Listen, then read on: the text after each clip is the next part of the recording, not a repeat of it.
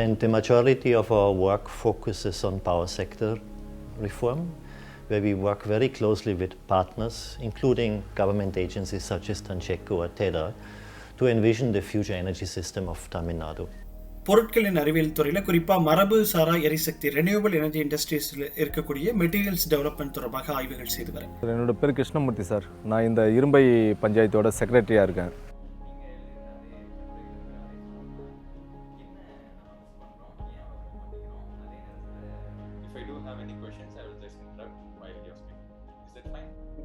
We work with the respective departments in Tamil Nadu to help them formulating policies. For example, we have been helping TEDA both in formulating the 2012 policy, solar policy in Tamil Nadu, which was the first one in India that introduced net metering. And we also have helped TEDA again in 2019 to formulate the 2019 solar policy. இப்போ இன்றைய சூழலில் இந்தியாவுடைய renewable energy policies எதை நோக்கி இருக்குது அப்படின்றத பார்த்தா தான் அடுத்தது நம்ம மாநில வாரியாக பார்க்க முடியும். ஸோ ஒட்டுமொத்த இந்தியாவுடைய இன்றைய நிலைப்பாடு 2022 இந்த முடியறதுக்குள்ள 175 ஜிகாவாட் வந்து ரெனியூவபிள் எனர்ஜி வழியாக மரபுசாரா எரிசக்தி வழியாக வரணுன்றது தான் கணக்கு. 2030 500 ஜிகாவாட் மின்சாரம் ரெனியூவபிள் எனர்ஜி பாலிசிஸில் வரணும், ரெனியூவபிள் எனர்ஜி ஜெனரேஷனில் வரணும். குறிப்பாக அது விண்டு எனர்ஜியாக இருக்கட்டும், இல்லை ஹைட்ரோ பவர் பிளான்ட்டாக இருக்கலாம், இல்லை சோலார் பவர் பிளான்ட்டாக இருக்கலாம், இல்லை இப்போ சமீபத்தில் உலக நாடுகள் முழுக்க பரவி வரக்கூடிய ரொம்ப வீழ்ச்சி பெற்று வரக்கூடிய பயோமாஸ் உயிரி தொழில்நுட்பம் சார்ந்ததாக இருக்கலாம்.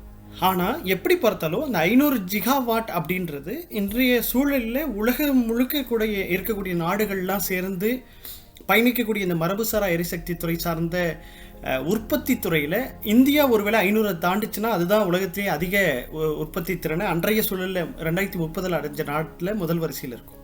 இப்படி இருக்கக்கூடிய சூழலில் மாநில வாரியாக என்ன நிலையில் இருக்கிறோம்? இப்போ சமீபத்தில் தொடர்ந்து நம்ம மரபுசாரா எரிசக்தி தொடர்பாக அறிவியல் களங்களில் விவாதித்தது போக, சூழலியல் களங்களில் விவாதித்தது போக, இப்போ தான் அமைச்சர்கள் அரசியல் களங்களில் வந்து இதை விவாதிக்க தொடங்கியிருக்காங்க. கவர்மெண்ட் பாலிசி மேக்கிங்கில் வர தொடங்கியிருக்கு, தேர்தல் அறிக்கைகளில் வர தொடங்கியிருக்கு. இப்போ கூட சமீபத்தில் தமிழ்நாடு அரசு மின் பகிர்மான கழகத்தோட மத்திய மின் பகிர்மான கழகமும் சேர்ந்து ஒரு கூட்டு ஒப்பந்தம் போட்டிருக்காங்க. கிட்டத்தட்ட 1,32,000 கோடி அளவில் இன்வெஸ்ட்மெண்ட் பண்ணி 32 ஜிகாவாட் வந்து இன்க்ரீஸ் பண்ணுறது தான் கணக்கு ரெனியூவபிள் எனர்ஜி வழியாக. அப்போ ஒரு கருத்தரங்கம் கூட நடந்தது நவம்பர் 2020 அதுக்கு முன்ன காலகட்டங்களில் சென்னையில் நடந்த கருத்தரங்கத்தில். அப்போ ஒரு விவாதம் கிளப்பப்பட்டது. தமிழ்நாடு இதுவரையில் அன்றைய சூழலில் இதுவரையில் 16 ஜிகாவாட் மின்சாரம் வந்து ரெனியூவபிள் எனர்ஜி வழியாக எடுத்துக்கிட்டு இருக்காங்க. அந்த 16ல் 11 வந்து விண்டாவும் கிட்டத்தட்ட 4.5 வந்து சூரிய ஒளி வழியாக வரக்கூடிய மின்சாரமாக இருந்தது. ஆனால் தமிழ்நாட்டுடைய சூழல் தட்பவெப்பத்தை பொறுத்தவரையிலும் அடுத்த 10 ஆண்டுகளுக்குள்ள 32 ஜிகாவாட் வரலும் அதிகப்படுத்த முடியும். So I'd start from the question, is Tamil Nadu the topmost state for renewable energy in India? Yes, definitely. In terms of having the potential for solar and wind, Tamil Nadu is definitely one of the top states in India.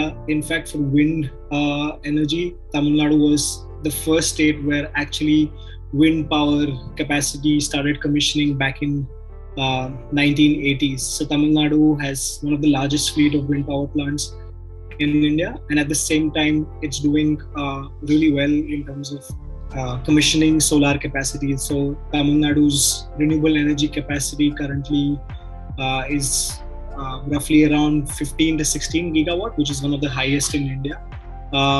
And in the last 5 years, Tamil Nadu has installed about 6 to 7 gigawatts of renewable energy.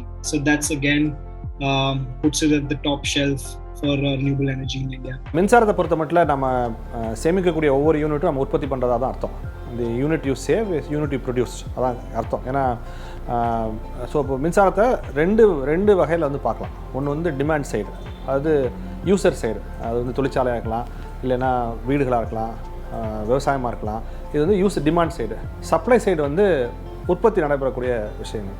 இப்போ முதல்ல நம்ம வந்து உற்பத்தியை பார்த்தோம்னா தமிழ்நாட்டில் வந்து தமிழ்நாடு ஒரு முதன்மையான மாநிலம், புதுப்பிக்கக்கூடிய ஆற்றல் வந்து முதன்மையான மாநிலம். ஏன்னா 1980களிலே நாம் வந்து காற்றாலைகள் போட ஆரம்பிச்சிட்டோம். நீங்கள் இப்போ கயத்தார், ஆரல்வாய் மொழி அங்கெல்லாம் போய் பார்த்தீங்கன்னா காற்றாலைகளாக இருக்கும். No, we have the potential. Unlike most of the other states, Tamil Nadu is endowed with both, with some of the best wind energy sites, both onshore and offshore, and some of the best solar sites. Tamil Nadu ஏற்கனவே எதில் முன்னிலையில் இருக்குது?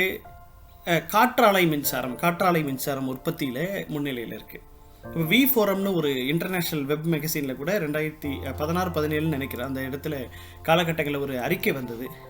கிட்டத்தட்ட டென்மார்க்குடைய காற்றாலை மின்சார உற்பத்திக்கு சமமாக இங்கே நம்ம வந்து தமிழ்நாட்டில் செய்துட்ருக்கோன்னு 2021 ஜூன் ஜூலையில் கூட தமிழ்நாடு அரசு முதல் முறையாக திமுக கழகம் 2021 10 ஆண்டுகளுக்கு பிறகு முதல் முறையாக பதவியேற்ற பிறகு டென்மார்க் அரசாங்கத்தோடு ஒரு கூட்டு ஒப்பந்தம் இந்த காற்றாலை மின்சார உற்பத்தியை அதிகப்படுத்துவதற்கு, திறனை அதிகப்படுத்துவதற்காக ஒரு ஒப்பந்தம் போட்டிருக்காங்க.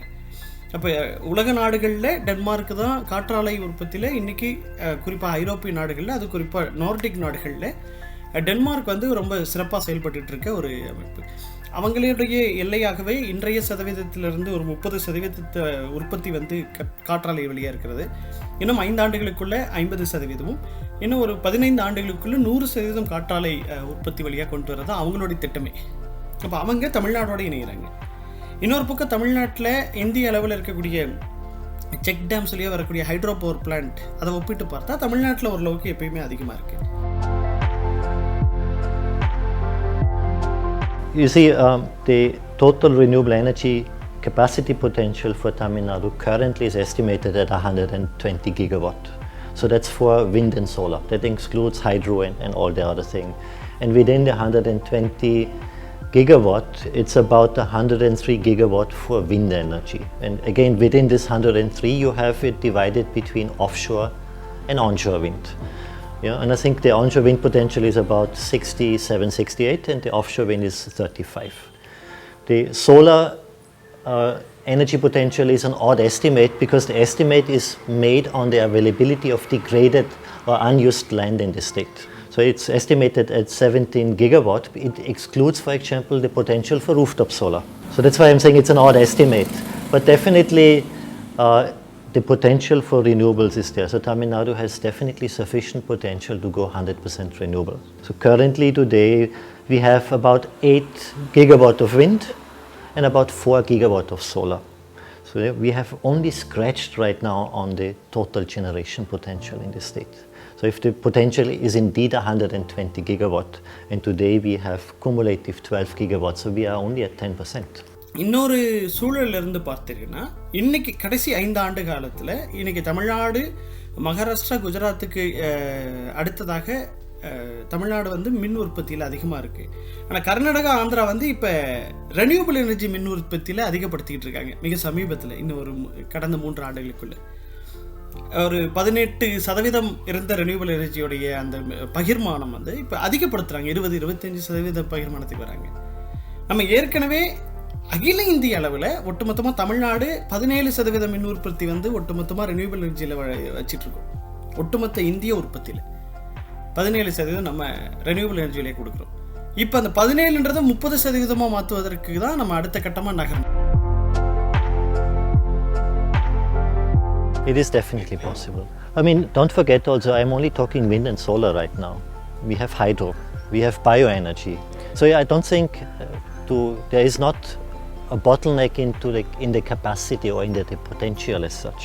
So we have more than sufficient potential to power an electricity grid that is entirely driven by renewable energy. It could even be that Tamil Nadu could say we want to become an exporter of surplus renewable energy to other states and other countries because you have sufficient potential. நம்மளோட இருக்க நீர்மின் திட்டங்கள்லாம் வந்து 1940களில் 50களில் போட்ட குந்தா, பைக்காரா, காடம்பாறை, பாபநாசம், மேட்டூர் இவெல்லாம் 50s 60s போடப்பட்ட இயந்திரங்கள். அப்போ ஒரு எக்ஸாம்பிள் சொல்கிறேன், 1 லிட்டர் தண்ணியை வச்சு இவ்வளோ யூனிட் மின்சாரம் தயாரிக்கலாம்னா இன்றைக்கி அதை விட அதிகமான மின்சாரம் தயாரிக்கக்கூடிய அளவில் இயந்திரங்கள் வந்து எஃபிஷியண்ட்டாக வந்துருச்சு. ஸோ அப்போ அதை எல்லாத்தையும் எடுத்துகிட்டு நீங்கள் இப்போ எவ்வளோ தயாரிச்சிங்கன்னா அதை விட 1 மடங்கு 2 மடங்கு அதிகமாக தயாரிக்க முடியும். ஸோ அது வந்து நீர்மின் திட்டங்களும் வந்து பொருந்தும். அதை தவிர 1076 கிலோமீட்டர் நம்ம கடற்கரை வச்சுருக்கோம். ஸோ கடற்கரையில் ஓஷன் கரண்ட்ஸு, கடலில் உள்ள அலைகளை வச்சு வந்து மின்சாரம் தயாரிக்கலாம். ஓஷன் தெர்மல், கடலில் வெப்பத்தை வந்து தயாரித்து மின்சாரம் தயாரிக்கலாம். இதை போன்ற பல்வேறு புதுப்பிக்கக்கூடிய தொழில்நுட்பங்களும் வந்துட்டுருக்கு. இன்னும் சில ஆண்டுகள் வந்து அவள் வந்து வணிக ரீதியாக வந்துடும், கமர்ஷியல் ப்ரொடக்ஷனுக்கு வந்துடும். இப்போ வந்து ரிசர்ச் பிளான்ட்டாக 1 2 போட்டு பண்ணிட்டுருக்காங்க. ஸோ இன்னும் சில ஆண்டுகளில் வந்து இதே மாதிரி தான் எல்லா தொழில்நுட்பமும். சூரிய சக்தி வந்து முத வந்தப்போ சும்மா ஒரு சோலார் பிளான் போட்டு தான் தயாரிச்சுட்டு இருந்தாங்க. இன்றைக்கி வந்து ஆயிரக்கணக்கான கோடிக்கணக்கான மெகாவாட் மின்சாரத்தை வந்து சூரிய சக்தி வந்து உற்பத்தி செய்யுது. ஸோ இந்த தொழில்நுட்பங்கள் வர்றதுக்கான சில ஆண்டுகள் தான் இருக்குது. Ocean thermal, ocean waves, ocean கரண்ட்லாம் வந்து இன்னும் சில ஆண்டுகளில் வந்து வந்துடும்.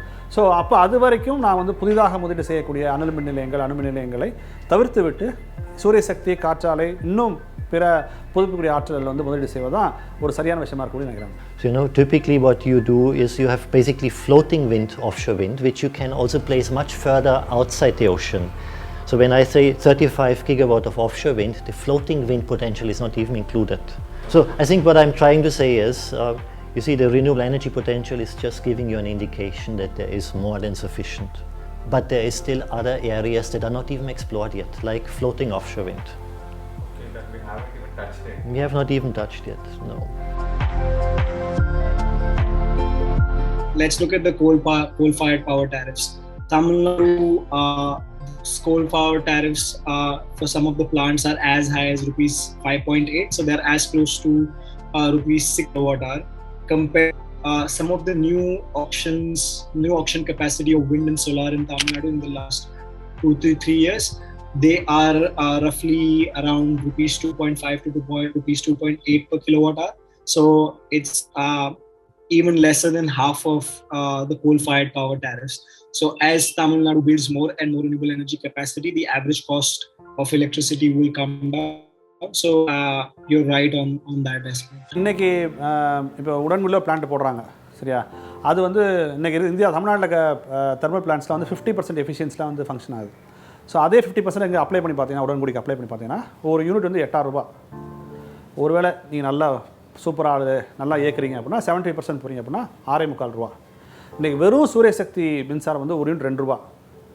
சோலார் ப்ளஸ் ஸ்டோரேஜ் மின்சாரத்தை உற்பத்தி செய்து சேமித்து கொள்ளக்கூடிய விஷயம்னா ஒரு யூனிட் 4.25 ரூபா.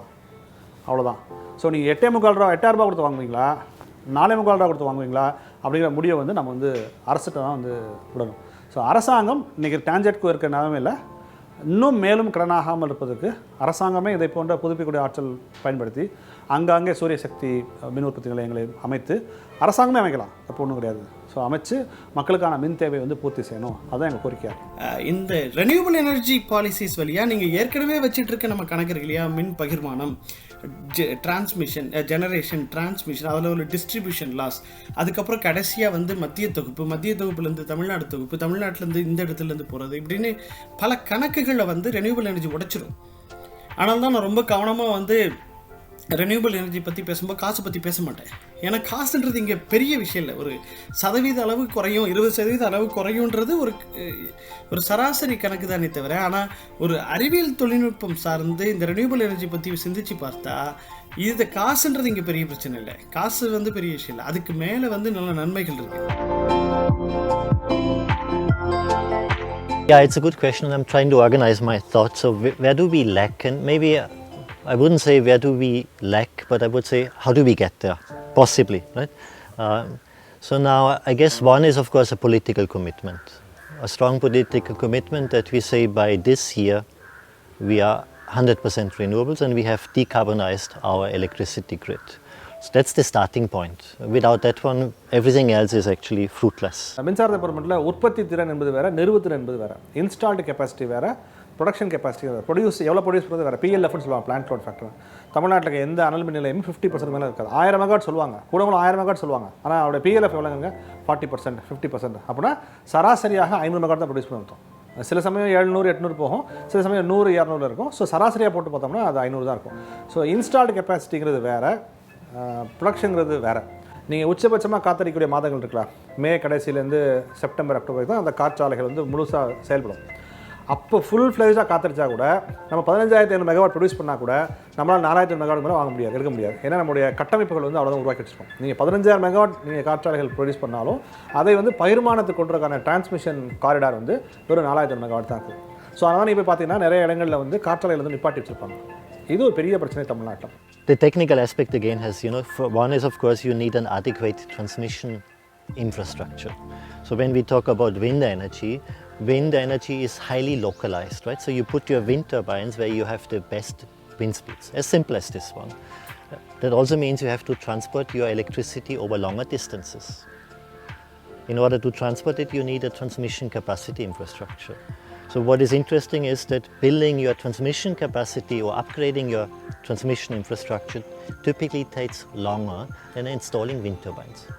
So one is, let's build our transmission network based on the potential of renewable energy in the state.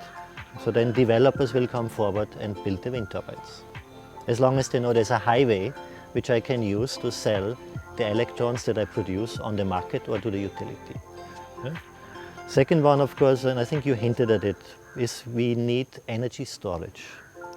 The challenge with renewable energy, in particularly so with solar and wind, is intermittent. So that means they don't produce the same amount of electricity 24/7 and every day. Sometimes you will have a surplus, sometimes you will have a shortfall. So therefore you need to balance demand and supply. One of the ways to balance is energy storage. There's other ones as well, but one of them, and where also the costs are rapidly decreasing, is energy storage. So we need to seriously invest into energy storage. We need to really work on transmission. And we will also have to upgrade our distribution network, because we will expect that the electricity demand will at least double in the next 15-20 years. முக்கியமான விஷயம் வந்து roof top solar, அது மொட்டை மாடிகளில் போடக்கூடிய சூரிய சக்தி தகடுகள். தமிழ்நாடு அரசு கடந்த அரசு வந்து ஒரு பெரிய தப்பு பண்ணாங்க.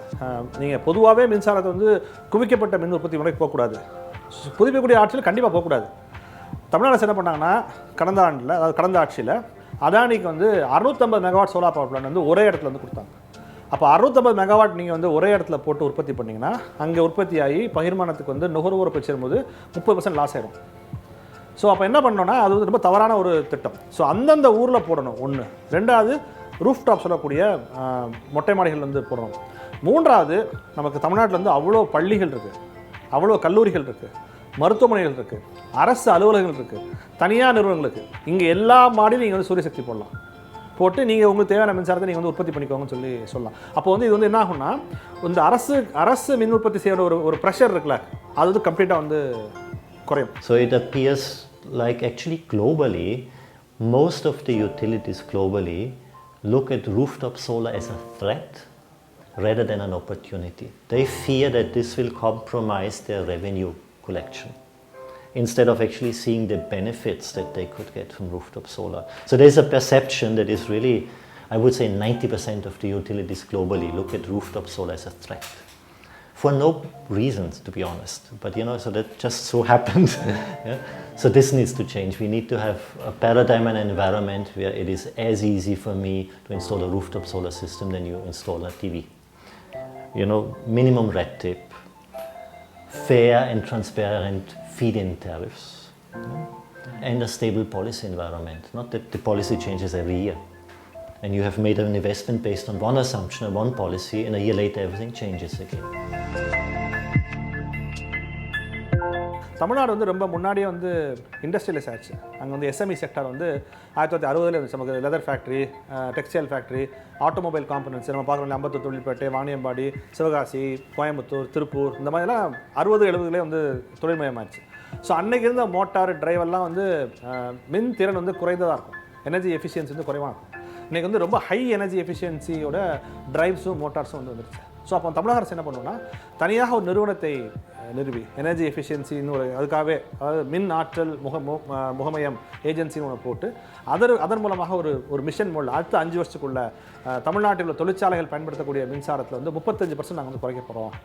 எந்த விதமான ஒரு ப்ரொடக்ஷன் லாஸோ கெப்பாசிட்டி லாஸோ இல்லாமல் இப்போ எவ்வளோ மின்சாரத்தை நீங்கள் பயன்படுத்துறீங்களோ அதில் 35% குறைக்க முடியும் ஒரு மிஷன் மோடில் வந்து போனோம்னா நிச்சயமாக செய்ய முடியும். அப்போ அதற்கு அந்த எஸ்எம்இ செக்டருக்கு, அந்த சிறு குறு தொழில் முனைவுக்கு வந்து குறைந்த வட்டியில் கடந்துறது, பல விஷயங்கள் வந்து சப்போர்ட் பண்ணி அவருடைய புதுசாக டிரைவ் மாற்றுறது, மோட்டர் மாற்றலாம் வந்து செய்யலாம்.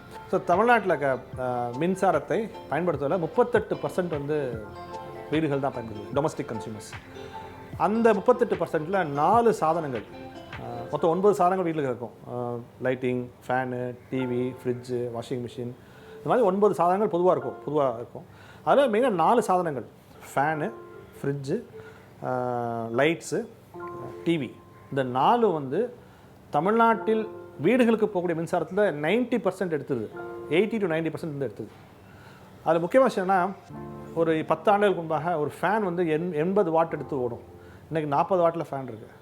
ஆனால் லீஸ்ட் சேஞ்ச் என்ன பார்த்தீங்கன்னா ஃபேன் தான். உங்கள் வீட்டில் ஃபேனே மாற்ற மாட்டீங்க, யார் வீட்லையும் பெருசாக ஃபேன் மாற்ற மாட்டோம். ஸோ அப்போ என்னன்னா கோடிக்கணக்கான ஃபேன்கள், எனர்ஜி இன்எஃபிஷியண்டான ஃபேன்கள் தமிழ்நாட்டில் ஓடிட்டே இருக்குது. ஸோ பெரிய ஓட்டவாளியை நீங்கள் வச்சுக்கிட்டு நீ எவ்வளோ தண்ணியை ஊற்றினாலும் கீழே போகத்தான் செய்யும். ஸோ அப்போ அந்த ஓட்டவாளி நான் சொல்கிறது தமிழ்நாட்டோட மின் இழப்புகளை நான் சொல்கிறேன். இப்போ energy inefficient fan, energy inefficient light, மின்திறன் குறைவான ஃப்ரிட்ஜு, மின்திறன் குறைவான டிவி, இது எல்லாமே ஒரு பெரிய ஓட்டவாளியாக வந்திருக்கு. ஸோ அப்போ இதை நீங்கள் சீல் பண்ணுறதுக்கு தமிழக அரசு என்ன பண்ணணுன்னா, வறுமை கோட்டு கீழே உள்ளவங்களுக்கு வந்து 2 fan, high energy efficient fan 2 fan, 5 tube light free of காஸ்ட்டே தரலாம். ஏன் நான் சொல்கிறேன்னா, நீங்கள் இதில் சேமிப்பீங்களா மின்சாரம், அது வந்து உங்களுக்கு மின்சார உற்பத்திக்கு நீங்கள் தேவைப்படுற முதலீடு இருக்குல்ல அதை குறைச்சிரும். ஸோ நீங்கள் வந்து வறுமை கோட்டு உள்ளவங்க தமிழக அரசு ஃப்ரீயாக தரலாம். லோயர் மிடில் இன்கம்க்கும் மானிய விலையில் வந்து தரலாம். அது வந்து நிச்சயமாக செய்வோம். அப்போ என்ன ஆகும்னா சடசரசங்கிறது நம்ம ஒரு 30-40% வந்து எனர்ஜி எஃபிஷியன்ட் ஆகிடுச்சுன்னா இந்த 35% ஆஃப் ஒரு 15,000 மெகாவாட்டு, சரியா, ரஃபாக அது வந்து ஒரு 4,000 மெகாவாட் வரும். அதில் நீங்கள் 30% குறைங்கன்னு வச்சுக்கோங்க, கிட்டத்தட்ட 1,500 மெகாவாட் வந்து நீங்கள் வந்து மிச்சப்படுத்த முடியும். மிச்சப்படுத்த உற்பத்தி புதிதாக வந்து மிச்சப்படுத்த முடியும், உங்களுக்கு இன்வெஸ்ட்மெண்ட் வந்து சேவ் பண்ண முடியும். இது வந்து வெறும் ஃபேனுக்கு மட்டும் சொல்கிறேன். So light, fridge, washing machine. இன்னொன்று நான் சொல்கிறேன், கிளைமேட் சேஞ்சினால வந்து வெப்பம் அதிகமாகிட்டே இருக்குது.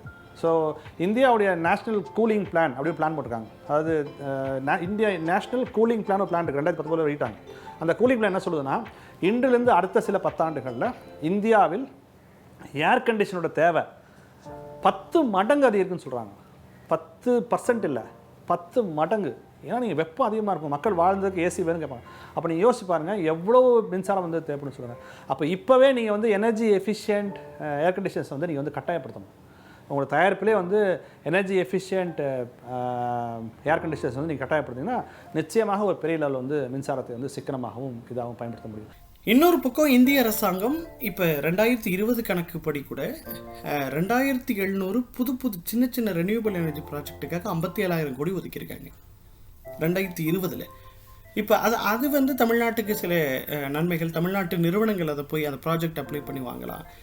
புது கல்லூரிகள், பல்கலைக்கழகங்கள்லேருந்து புது ப்ராஜெக்ட்ஸ் வந்து உருவாகலாம். அப்போ சில காசு வந்து அறிவியல் தொழில்நுட்பம் வளர்ச்சிக்காகவும் ஆராய்ச்சிக்காகவும் பயன்படும். அதன் வழியாக நம்ம பகிர்ந்து அதோடைய ரிசல்ட்டை வந்து நம்ம பவர் ஜென்ரேஷனில் கொண்டு வந்து நிறுத்தலாம். இப்படி பல வகைகள் இருக்குது. இப்போ தமிழ்நாடு கணக்கெடுக்க வேண்டிய சூழலும் இதுதான். ஒரு இண்டஸ்ட்ரி, அகடமியா, கவர்மெண்ட் பாலிசிஸை வந்து நம்ம கோஆர்டினேட் பண்ணணும்.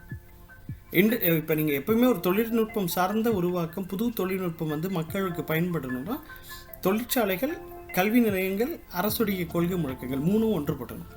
மால், நீங்கள் பெரிய மால் வந்து கட்டுறாங்க. நமக்கு இங்கே ஒரு மாலில் வந்து ஒரு நாளைக்கு 12,000 யூனிட் மின்சாரம், 1 மணி நேரத்துக்கு 12,000 யூனிட் மின்சாரம் கன்சியூம் பண்ணக்கூடிய மாலில் இருக்குது 1 மணி நேரத்துக்கு. அப்போ நீ கூப்பிட்டுங்க, வாப்பா மேலே நீ சோலார் போட்டுக்கோ, அல்லது உன்னுடைய முன்னாடி கிளாஸ் வச்சு அழகாக கட்டிக்கிற அதை ஃபுல்லாக சோலாராக மாற்றிக்கோ. உனக்கு நீ வந்து ஒரு ஃபோட்டோ வச்சு 2 லைட்டை போடுறதுக்கு நாங்கள் எதுக்கு இடிந்தக்கரை மக்களும் கூடங்குளம் மக்களும் வடசென்னை மக்களும் கஷ்டப்படணும். ஸோ உனக்கு வேணால் நீ வந்து மேலே சோலார் போட்டு நீ வந்து பண்ணிக்கோன்னு சொல்லி ரொம்ப அரசு வந்து அதை போன்ற அதிகமான கன்சியூம் பண்ணக்கூடிய மால்களையும் அரசு வந்து ஒழுங்குக்கு வந்து கொண்டு வரும். எங்கள் கிராமத்துக்கு ஒரு நாளைக்கு இப்போ 1000 யூனிட் தான் ஒரு நாளைக்கு. இந்த மால் வந்து 1 மணி நேரத்துக்கு வந்து 12,000 யூனிட் மின்சாரம் கன்சியூம் பண்ணுது. ஸோ இந்த மால் 1 மணி நேரத்துக்கு கன்சியூம் பண்ணுற மின்சாரம் எங்கள் ஊருக்கு வந்து 12 நாளைக்கு போதும். ஸோ அப்போ நீங்கள் என்ன வேணா நீ போடு, மால் வேணும் வேணாம், அது 2வது பிரச்சனை, அது 2வது கேள்வி. உனக்கு வேணும்னா நீ மேலே வந்து போட்டுக்கோ, நீ ப்ரொடியூஸ் பண்ணிக்கோ, நான் உனக்கு வந்து நீ அழிச்சாயம் பண்ணி தர முடியாது. அப்படி தான் வந்து நம்ம வந்து எடுத்துகிட்டு போக முடியும். So in the last 5 years, when I was saying that this electricity sector is already massively tilted towards renewable energy. So in the last 5 years, Tamil Nadu has commissioned 6.4 gigawatt of renewable energy versus only 1.9 gigawatt of coal-fired capacity. These are some of the latest tariffs and renewable energy developments in Tamil Nadu. So there is a talk of building 4 gigawatt of solar park with battery energy storage. They've also recently signed 1,000 megawatt of solar capacity at a tariff of rupees 2.61. நமக்கு ஒரு பெரிய வாய்ப்பு இருக்குது. ஏன்னா நம்ம காற்றாலையில் எங்கே போட்டோம்னா, எங்கே அடர் காற்று பகுதி இருக்கோ, எங்கே நல்ல விண்டு இருக்குதோ அங்கே வந்து நம்ம வந்து 1980 போய் போட்டோம். அப்போ நம்மக்கிட்ட வந்து வெறும் 200 கிலோவாட் மிஷின் தான் இருந்துச்சு. ஏன்னா இன்றைக்கி உலகத்தில் வந்து 9 மெகாவாட் மிஷின் இருந்துச்சு. ஒரு காற்றாலை 9 மெகாவாட் தயாரிக்கும். அப்போ இன்றைக்கி இருக்கிறத விட ஒரு 5லேருந்து 8 மடங்கு அதிகமான மின்சார உற்பத்தி அதே இடத்துல ரீபவரிங் சொல்லுவாங்க. இருக்கிற பழைய காற்றாலைகளை எடுத்து விட்டு புதிதாக காற்றாலைகள் போட்டால் இப்போ இருப்பதை விட 5 மடங்கு அதிகமாக நீங்கள் வந்து உற்பத்தி செய்ய முடியும். ஸோ அந்த ரீபவரிங்கான வேலையை வந்து அரசாங்கம் வந்து செய்யணும். இது அதிகமான தனியார்ட்ட வந்து காற்றாலை இருக்கிறனால அவங்கள கூப்பிட்டு அவங்க தேவையான உதவிகளை கொடுப்பதோ அல்லது அவங்க முடியாதுன்ட்டாங்கன்னா அந்த காற்றாலை தமிழக அரசை எடுத்துக்கொண்டு அந்த ரீபவரிங்னு சொல்லக்கூடிய அதிக உற்பத்தி திறன் கொண்ட காற்றாலைகளை நிறுவி மாசற்ற புதுப்பிக்கூடிய ஆற்றல் மூலமாக நமக்கு வந்து நிச்சயமாக ஒரு பெரிய அளவில் தமிழ்நாடு வந்து பயன்பெறும். இந்தியாவுக்கு மட்டுமல்ல உலகத்திற்கு மிகப்பெரிய வழிகாட்டியாக தமிழ்நாடு மாறுவதற்கான வாய்ப்புகள் புதுப்பிக்கூடிய ஆற்றலில் வந்து இருக்குது. இது காற்றாலை பொறுத்த மட்டும். Specific to Tamil Nadu, there is one important area that I want to highlight is wind repowering. As I said, Tamil Nadu has one of the largest fleet of wind power in India, but majority of its wind power plants were built 20 years ago, so they are still using old equipment. When now we have wind turbines which are much bigger in scale and much more efficient. So if some of the best sites that are currently operating with older equipment, if they could be repowered with the newer equipment, Tamil Nadu's wind power capacity will get a massive boost, and it will also be an optimal and efficient use of the resources that Tamil Nadu has. So there needs to be an urgent policy focus. I mean, there is policy in place, but there needs to be an urgent focus to do away with whatever the challenges are in terms of repowering these older wind power plants. சூரிய சக்தியை பொறுத்த மட்டும் பொதுவாகவே energy should be produced, distributed, consumed locally, அப்படி தான் வந்து சொல்லணும். மின்சாரத்தை அங்கேயே உற்பத்தி செய்து அங்கேயே பகிர்மானத்துக்கு கொண்டு போய் அங்கேயே நுகர்வோரை போய் சென்றடைவதாக தான் இருக்கணும். அப்போ தான் அவங்க வந்து டிரான்ஸ்மிஷன் டிஸ்ட்ரிபியூஷன் லாஸ் சொல்லுவாங்க, அல்லது aggregate technical and commercial loss சொல்லுவாங்க. ஏன்னா உதாரணம் சொல்கிறேன், தமிழ்நாட்டில் போடப்பட்ட டிரான்ஸ்ஃபார்மர்ஸ்லாம் 80s 90s போடப்பட்ட டிரான்ஸ்ஃபார்மர்ஸ் நாங்கள் ஒரு கணக்கு எடுத்தோம். 1974 1986 வரைக்கும் 84 வரைக்கும் உள்ள டிரான்ஸ்ஃபார்மர்ஸை நீங்கள் மாற்றினா நமக்கு 500 மெகாவாட் மிச்சமாகும். ஏன்னா இதெல்லாம் பழைய டிரான்ஸ்ஃபார்மர். ஸோ மின்சாரத்தை வந்து அவ்வளோ வேஸ்ட்டாக போயிட்டுருக்குது. இப்போ எங்கள் ஊர் இருக்குது, எங்கள் ஊர் வந்து தென்காசி மாவட்டம் முள்ளிக்குளம் கிராமம். எங்கள் ஊருக்கு ஒரு நாளைக்கு 1000 யூனிட் மின்சாரம் போதும், ஒரு நாளைக்கு. அப்போ நம்ம என்ன பண்ணலான்னா, ஒரு மெகாவாட் சோலார் பிளான்ட்டு, ஒரு ஸ்டோரேஜ் சிஸ்டம் போட்டு அங்கேயே தயாரித்து அங்கேயே கொடுத்துடலாம். ஸோ இந்த மாதிரி தமிழ்நாட்டில் ஒரு மெகாவாட் போய் தேவைப்படுகின்ற கிராமங்கள் வந்து நூற்றுக்கணக்கான கிராமங்கள் இருக்குது. ஸோ அந்தந்த கிராமத்தில் அங்கங்கே போட்டு மின்சாரத்தை தயாரித்தது உற்பத்தி பண்ணி அங்கே நுகர்வோர் போய் சென்று அந்த கமர்ஷியல் லாஸு டெக்னிக்கல் லாஸ்லாம் இருக்குல்ல, அதெல்லாம் வந்து இருக்கவே இருக்காது. இதை என்ன பண்ணணுன்னா, இதை வந்து உதாரணமாக ஒரு பஞ்சாயத்து யூனியன், ஒரு பிளாக்குன்னு சொல்லுவோம் நம்ம, அந்த பஞ்சாயத்து யூனியன் லெவலில் ஒரு மைக்ரோ கிரிட், இப்போ இந்த கிராமங்கள் போடக்கூடிய எல்லா மின் நிலையத்தையும் ஒரு கிரிட்டு கீழே கொண்டு வந்துடும். ஏன்னா ஒருவேளை ஒரு கிராமத்தில் வந்து மின்சாரம் தயாரிப்பது வந்து சிக்கலாச்சு, ஏதோ ப்ராப்ளம் ஆச்சு அப்படின்னா நீங்கள் வேறு இடத்துலேருந்து கொண்டு போய் சேர்த்துட முடியும். ஸோ அந்தந்த யூனியனில் வந்து ஒரு மைக்ரோ கிரிட் பாய் ஃபார்ம் பண்ணி அந்த பகுதிக்குள்ள மின்சாரத்தை அங்கேயே வந்து நீங்கள் வந்து இது பண்ணிக்க முடியும். எப்படின்னா முக்கியமான விஷயம் டீசென்ட்ரலைசேஷன். உதாரணத்துக்கு தமிழ்நாட்டில் இருக்கக்கூடிய நகராட்சிகள், மாநகராட்சிகள், சின்ன சின்ன ஊரில் இருக்கக்கூடிய பேரூராட்சிகள், பஞ்சாயத்துகளில் கூட சில மின் உற்பத்தி முறைகளை கையாள முடியும். குப்பையிலேருந்து மின்சாரம், மனித கழிவுகள்லேருந்து மின்சாரம். நம்ம ஏற்கனவே கிராமங்களில் செய்துட்டு இருந்தோம்ல, அந்த சாணிகள்லேருந்து அதெல்லாம் தேக்கி வச்சு ஒரு கூடாரம் மாதிரி அடியில் அமைச்சு மீத்தேன் வாயுலேருந்து மின்சாரம் அப்படிலாம் பண்ணிட்டு இருந்தோம்ல, அதை வந்து வேறு வகையில் இப்போ உற்பத்தி பண்ண முடியும். ஃப்ரூட்ஸ்லேருந்து, வெஜிடபிள்ஸ்லேருந்து, இப்படி பல விஷயங்களை நம்மளால் எடுத்துகிட்டு வர முடியும். அப்போ அப்படி வரும்போது நம்ம பண்ண செலவுன்றது வந்து இத்தனை நாள் வந்து ஒரு ஸ்ட்ரக்சர்டான ஒரு பண முதலீடு, ஸ்ட்ரக்சர்டான செலவு. இப்போ வந்து அந்த பேரியர்லாம் உடைச்சி சென்ட்ரலைசேஷன் எப்போ உடையுதோ அப்போ வந்து புது கணக்குகளை மாறிடும், அந்த ஸ்டாட்டிஸ்டிக்ஸ் புள்ளியிலே மாறிடும். டீசென்ட்ரலைசேஷன் ஒரு மேஜர் இன்ஃப்ளூயன்ஸ் கொடுக்குன்றது தான் நம்ம எல்லோரும் நம்புகிறோம். பல நாடுகளில் இப்போ பேருந்துகள் வந்து ஒவ்வொரு ஊரில் இருக்கக்கூடிய vegetable and fruits waste, food waste வச்சு இது உணவு இதை வச்சுக்கிட்டே கூட இப்போ ஐரோப்பிய நாடுகளில் கூட்டு பால்டிக் நாடுகளும் சேர்ந்து, நார்டிக் நாடுகளையும் சேர்ந்து நகர பேருந்துகளே ஒட்டுமொத்தமாக அந்த கழிவுகளை வச்சு உற்பத்தி செய்கிற மின்சார வழியாகவே எடுத்துகிட்டு போகிறாங்க. ஸ்வீடன்லாம் பார்த்தீங்கன்னா இப்போ 75% வந்து தொட போகிறாங்க பயோமாஸ் இண்டஸ்ட்ரி வழியாக வரக்கூடிய மின் உற்பத்தி வச்சுக்கிட்டு. நார்வே ஏற்கனவே ஹைட்ரோ பவர் பிளான்ட்லேயே 100% மின்சாரத்தை வச்சுட்ருக்காங்க. அப்போ இது எல்லாமே இந்த முயற்சிகள் இதுக்கு முன்னாடி அந்த ட்ரெடிஷ்னல் மெத்தடாலஜியை உடைக்குது. அதனால தான் நம்ம மரபு சாரா எரிசக்தி உற்பத்தின்றோம்.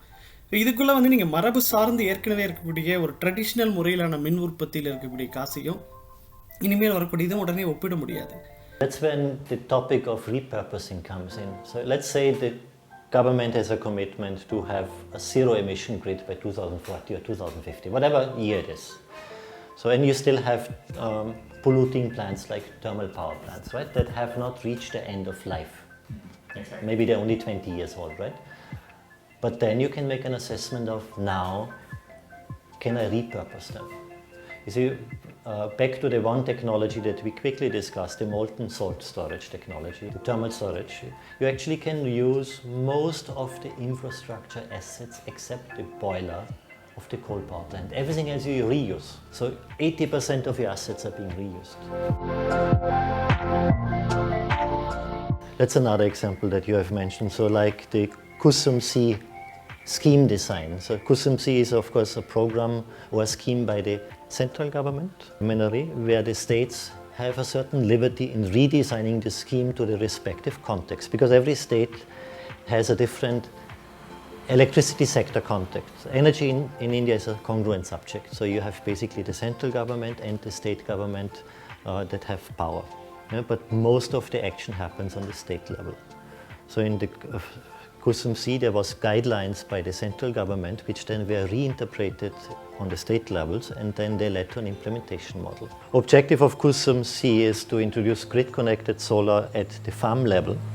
And the Tamil Nadu government has committed to solarize 20,000 farms with an approximate or average capacity of 11 kilowatt per farm. So that would add up to approximately 220 megawatt of distributed solar energy that would be added. இன்றைய வந்து Kusum scheme announce பண்ணியிருக்காங்க. அந்த scheme என்னன்னா விவசாயிகளுக்கான solar project தான் அந்த Kusum scheme. Tamil Nadu இந்தியாவில் இருக்க எல்லா விவசாய பம்புகளையும் சூரிய சக்தி உள்ளதாக மாற்றுறது தான் அதோடைய அல்டிமேட் நோக்கம். அது ரொம்ப நல்லது. இன்னொன்று குசும் ஸ்கீமில் விவசாயிகள் வந்து தங்களுக்கு விவசாயம் பார்க்காத இடத்துல கொஞ்சம் இடத்துல வந்து சின்ன சின்ன சூரிய மின் தட்டுகளை வச்சு உற்பத்தி பண்ணி அரசாங்கத்துக்கு கொடுக்கலாம். அதுக்கு அரசாங்கம் வந்து காசு கொடுத்து வந்து அந்த மின்சாரத்தை வந்து வாங்கிக்கும். அப்போ அவங்க ரெவன்யூவும் கிடைக்கும், அவங்களோட இரிகேஷனுக்கு வந்து இதுவும் வந்து கிடைக்கும். ஸோ அது வந்து ரொம்ப முக்கியமான விஷயம். ஸோ குசும் ஸ்கீம் வந்து தமிழ்நாட்டில் வந்து ரொம்ப அதிகமான கவனத்துடனும் ரொம்ப முக்கியத்துவம் வந்து இம்ப்ளிமெண்ட் பண்ணி ஆகணும். So the reason, I guess, why personally I am excited about this scheme is it's promoting distributed generation, which brings with it a lot of grid benefits, such as reduction in distribution losses, most likely avoiding transmission losses altogether, but also capacity benefits, which I mean is, for example, reduction in transmission capacity requirement, or reduction in generation capacity requirement, which are financial benefits to the utility that are hardly quantified at this point in time and very often overseen as well. Yeah, they haven't moved well. The number shows that the Kusum scheme in particular hasn't done really well in India, and Tamil Nadu definitely hasn't had much progress on it as well. Well, actually, Kusum C was announced, I think it was 2 or 3 years ago. So it's been on the table for about 3 years. I mean, there's multiple nuancing where implementation is not as fast as we would like it to see. Of course, there was 2 years of COVID-19 in between that didn't really help in implementation. And there's also a changing government. And typically each time there's a new government coming to power, it will take a couple of weeks to months to get up to speed, and they very often also do some tweaking of ongoing programs. So the combination of 2 years of COVID and the changing government has definitely contributed a lot to the delay in Kusum C implementation.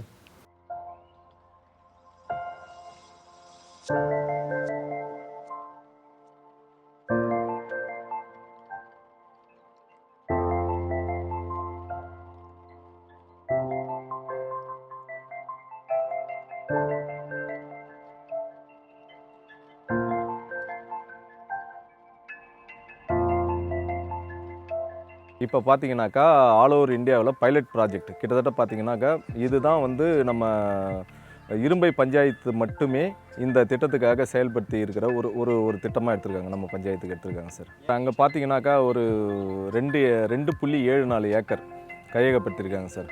அந்த இடம் முழுக்கவே வந்து solar panel வைக்க போகிறாங்க. இப்போ இருக்கிற நிலக்கரியோ இல்லை அனல் மின்சாரமோ ஒரு குறிப்பிட்ட காலகட்டத்துக்கு வந்து நம்மளுக்கு போதுமானதாக இருக்காது.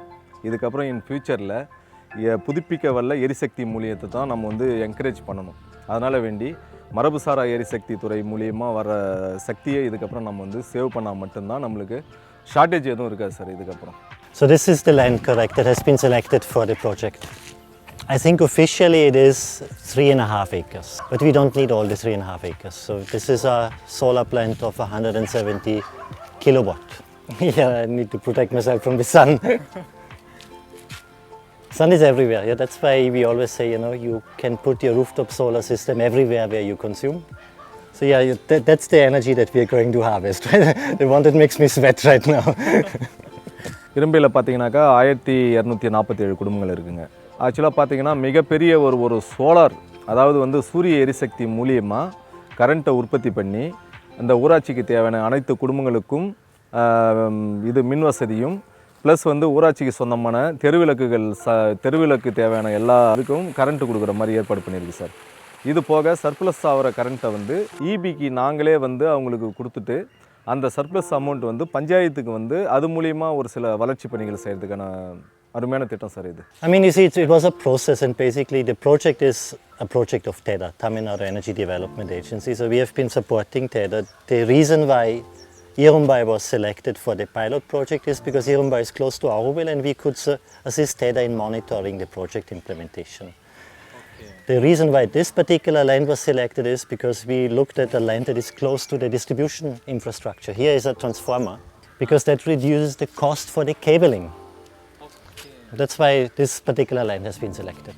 Yeah, so this transformer is then connected to the villages and then finally to the substation. And then the substation is connected to the transmission network. And the transmission network is connected to your generators like the thermal power plants or the nuclear power plants. There are solar villages already, but I think what is unique here is that this is a grid-connected system. So the village is not isolated from the grid. And that there would be an exchange of energy. You know, if the village is daytime positive, it supplies another village with energy, but it will take back in the evening. To see the implementation, so, well, expectations are always, let's say my wish would be that by April this year, the project would be commissioned. Sir இங்கே பார்த்தீங்கன்னா இது வந்து விழுப்புரம் மாவட்டம் வானூர் ஊராட்சி ஒன்றியம் இரும்பை பஞ்சாயத்துக்கு உட்பட்ட எடைஞ்சாவடின்ற ஒரு கிராமம் சார் இது. இங்கே பார்த்தீங்கன்னா இந்த புதுப்பிக்கவல்ல எரிசக்தி மூலியமாக ஒரு 20 கிலோவாட் மின்திறன் கொண்ட சூரிய தகடு இங்கே பதிச்சிருக்காங்க.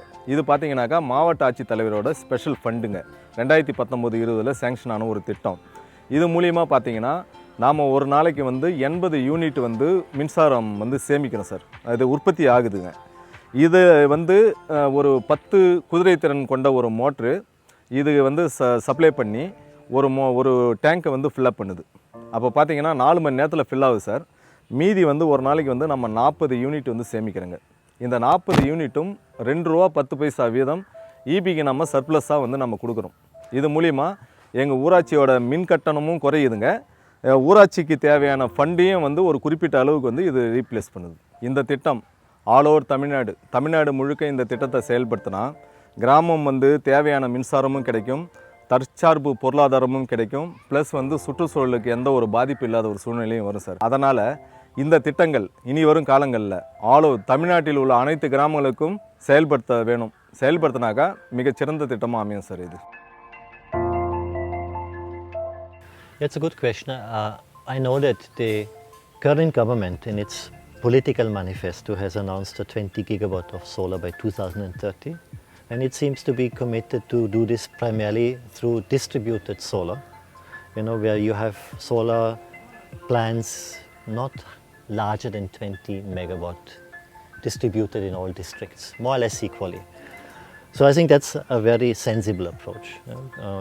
It avoids a lot of issues with the ultra megawatt solar plants of 500 megawatt and larger scale, right? இந்த புதுப்பிக்கக்கூடிய ஆற்றல் பொறுத்த மட்டும் தமிழக அரசு நிச்சயமாக ஒரு எடுத்துக்காட்டாக இருக்க முடியும் நாங்கள் நம்புகிறோம், செய்யும் நாங்கள் நம்புகிறோம். ஏன்னா இன்றைக்கி இந்தியாவிலே வந்து கிளைமேட் சேஞ்சுக்கு காலநிலை மாற்றத்துக்கான ஒரு மிஷன் அனௌன்ஸ் பண்ணி அதுக்காக ஒரு நிறுவனம் க்ரீன் கிளைமேட் கம்பெனி அப்படி நிறுவனத்தை துவக்கி முதல்வர் அவர்கள் வந்து MS சாமிநாதன் அவருடைய அந்த ஃபவுண்டேஷன் விழாவில் பேசும்போது வெட் பல்ப் டெம்பரேச்சர் பற்றிலாம் வந்து பேசினாங்க. ஸோ எனக்கு தெரிஞ்ச வரைக்கும் இந்தியாவில் வெட் பல்ப் வெப்பநிலையை பற்றி பேச ஒரே ஒரு முதல்வர் வந்து தமிழக முதல்வர் தான் இருப்பாங்க வந்து நினைக்கிறேன். வேறு யாரும் பேசின மாதிரி நாங்கள் வந்து தெரியல. அப்போ அவங்க வந்து கிளைமேட் சேஞ்ச் வந்து ரொம்ப சீரியஸாக எடுத்திருக்காங்க. அவர் அந்த முதலமைச்சர் வந்து அந்த மஞ்சப்பை துவக்க விழாவில் பேசும்போது இன்றைக்கி மானுடத்தின் ஆகப்பெரும் பிரச்சனையாக நாங்கள் சுற்றுச்சூழல் பிரச்சனையை கருதுகிறோம்னு சொல்லி வந்து பேசினாங்க. ஸோ நிச்சயமாக நாங்கள் நம்புகிறோம் பரந்துபட்ட புதுப்பிக்கக்கூடிய ஆற்றலை பயன்படுத்தி பரந்துபட்ட மின் உற்பத்தியை தமிழக அரசு நிறைவேற்றும் நடைமுறைப்படுத்தும் என்று நாங்கள் நம்புகிறோம். அது தமிழக மக்களுக்கான விஷயம் மட்டுமல்ல, அது ஒட்டுமொத்த இந்திய மக்களுக்கான ஒரு வழிகாட்டுதலாக ஒரு முன்னோதாரமாக நிச்சயமாக நான் வந்து நம்புகிறோம். அதன் ஒரு புள்ளியாக தான் விழுப்புரம் மாவட்டத்தில் உள்ள இரும்பை அப்படிங்கிற ஊரில் வந்து முழுவதும் சூரிய சக்தி இயங்கக்கூடிய ஒரு கிராமமாக அறிவிக்க இருக்கிறார்கள். அந்த கிராமம் முழுவதும் சூரிய சக்தி ஆற்றலை பயன்படுத்தி மின்சாரத்தை உற்பத்தி செய்து பயன்படுத்த போது அதுக்கான அறிவிப்புகள் வந்து விரைவில் வெளிவரும் நாங்கள் நம்புகிறோம். இது ஒரு துவக்க புள்ளி. நிச்சயமாக நம்மால் முழுவதும் தமிழகத்தை ஒரு முன்னுதாரணமாக மாநிலமாக மாற்ற முடியும்.